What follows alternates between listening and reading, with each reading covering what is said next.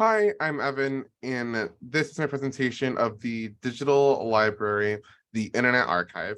The Internet Archive is a nonprofit organization that hosts a digital library of internet sites, books and texts, audio recordings, videos, images, and software programs across the world. Its mission statement is universal access to all knowledge, and its community are researchers, historians, scholars, people with print disabilities, and the general public. On top of the funders that you see here that you can find on the main website, it mostly runs from donations from the public and its community, as well as from the partners here that you can also find on the main website. It partners with over 1,000 different libraries for digitization services and for web archiving. Here is the board of directors who officially are at the top of the Internet Archive.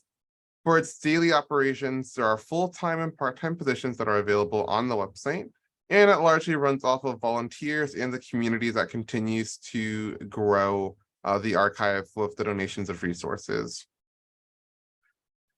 The Internet Archive cooperates with over 1,000 different libraries for two main functions. The first of which is that the Internet Archive will offer its services to digitize materials that libraries would like digitized, and libraries from around the world will assist the digital library or assist the Internet Archive with web crawling across the internet every 2 months for its Wayback Machine in a program called Archive It, which helps the Internet Archive find relevant internet pages to digitize and preserve. Here's the content that you can find over in the Internet Archive. As you can see, it is very, very large. It is 70 petabytes or 7,000 terabytes of size. And it includes almost everything: web pages, books, text, audio recordings, videos, images, software program, anything relevant to the internet in any social, any political, entertainment, or academic or educational value to it will tend to get archived into the Internet Archive. The way that the Internet Archive organizes its metadata is by using the standards which it has created that you can find on its website. Of the fields, the required ones are the added date, the identifier, media type, public date, uploader, error detecting code, file format, message digest 5 checksum, modified times, name for file path, secure hash algorithm 1, file size, and source. The collection is considered a roguish archive due to how it is not structured in the same formatted way that many other digital libraries are. It is by the name of who digitized the items, the archival team that digitized the items, and there isn't much more than that. While the Internet Archive is largely a online service, there are physical components to it as well. There are 18 different locations around the world, of which the main one is in San Francisco. These buildings are typically for extra server space, housing the servers, more of the network side for the internet. However, some of which, including the San Francisco one, will house physical materials that people have donated to it, which it will then digitize and have pointers that will go back to the physical object.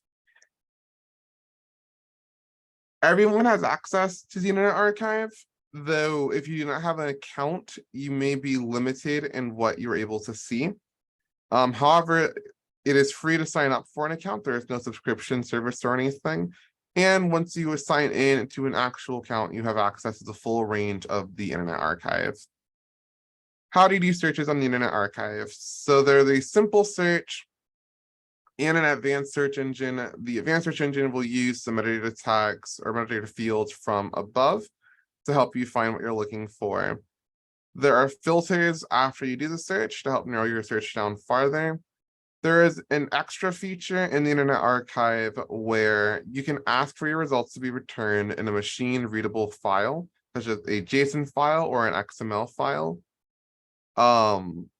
When you are browsing through, due to the vast amount of information that's stored, you first need to click what type of resource you want to look at, whether it's a book, text, audio, something like that. However, some of the more popular tools is you can use the Wayback Machine to browse through web pages from across the time since it's been up. You can use Open Library for digitized books, and you can use TV News Archive for news broadcasts. To contact the Internet Archive, you can use the administrative line for the San Francisco office. However, for any reference type of work or technical work, you will find better help and a quicker response time in the Help Center in the Forms page. If none of these works, you're also able to contact them through info@archive.org. The technology in order to run this library has to be massive in order to keep up with just the scale of the information that is in this library. And so there are servers across all of its locations to not just hold the 70 petabytes of information, but also for having the secondary storages for increased redundancy to ensure that these materials are not lost or corrupted over time. The Wayback Machine alone takes up 45 petabytes of the Internet Archive. And it uses a large amount of Linux nodes across the multiple libraries in order to scan the internet every 2 months to look at web pages that may be interested in preserving. The securities involved in this library include data encryption and access controls to prevent hacking or unwanted removal or input of information into the servers. For the users in the community who are particularly tech savvy, which is especially important for those who want to research into the archive itself, there is an API, an official API that the Internet Archive has made, where if you know how to interface with it, it allows you to have access to any of the information through programming. And that is all for this library. Thank you.